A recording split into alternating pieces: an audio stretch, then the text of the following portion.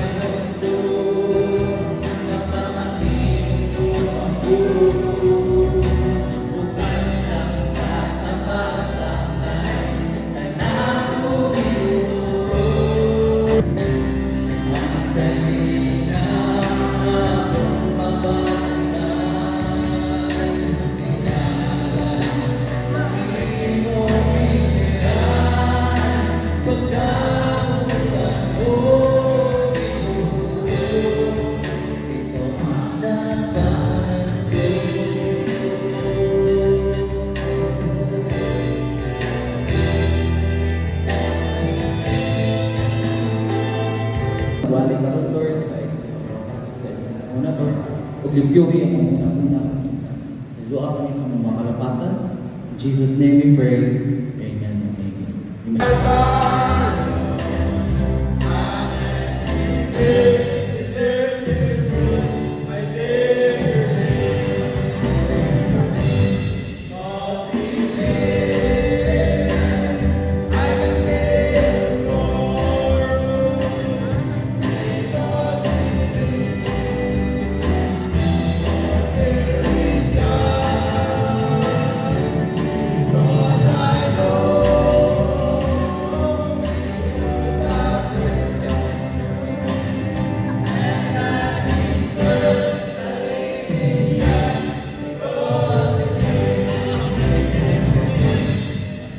Di na ito lang ngayon, yan lang nga naman ta. Itayman na pala yung Pastor Jessica lagay na kay gutom na daw mo. Ay mo kabalaga kay akong wali, 15 minutes lang. In 1 hour. Ita, malinod ang mga igsuon sa pagtawag sa mga sa Ginoo na makita nato sa iyong gihatag na text. Palihog apres sa iyong mga cellphone. Sa Bible mga igsuon, sa Acts chapter 4. And then, who by the apostle was surnamed Barnabas, which is being interpreted the son of consolation, a Levite and of a country of Cyprus, having laid sold it and brought the money and laid it at the apostle. Ang pangalan, itawag sa Joseph. Naglibog ko ni Joseph o Saint Rabanis yan, no? Sa ilang panahon. But diri itawag sa Joseph o Jose, but called Barnabas by the apostle. Kinsa nagtawag ani siya? Ang mga apostol. No? Dili ni Jud iyang pangalan siguro. Imong kuanon. Yan na siya pangalan. Itawag sa Barnabas, kay ang meaning sa Barnabas, meaning the son of encouragement or the son of consolation. Kung ikaw palahubog ka, ingon ang tawag ko sa mga kanang tawanan palahubog. No? Diba? Kung kanang tawanan adik na sorry tiyan. Mo-offer na ang itawag sa uban sa tuwa. Kung kanang tawag ko baritis, no? So magdepende sa atong binuhatan ang ato ang identity. So ang life ni Barnabas, ang iyang identity, makita ug nasabtan sa tao kung kinsa siya. kay tungod sa iyang binuhatan. Kay imong basahon, kay iyang gihatag ang tanan. His generosity, being example of Barnabas, una, his generosity sold a field and gave the money to the apostle. Iyang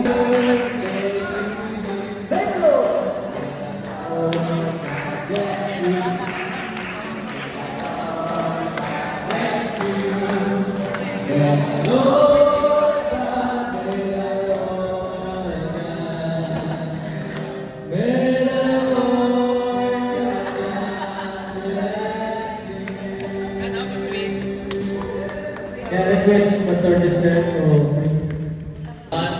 sa mga pulong ang among nadungog, ikaw na among spiritual, this time ikaw na pulong among physical. Salamat po Diyos sa mga pagkaon na gianda sa nagluto, isa naman Ginoo sa nag-sponsor ani, our family, isa naman kang Pastor Raymond karon. Okay. tulong karo yang tulong karo. Ang rice, napay rice yun. Ben, dahil na Ben, kasi kita kayo mulo. Ay, ang papa. Yawang luloy. Bisita na.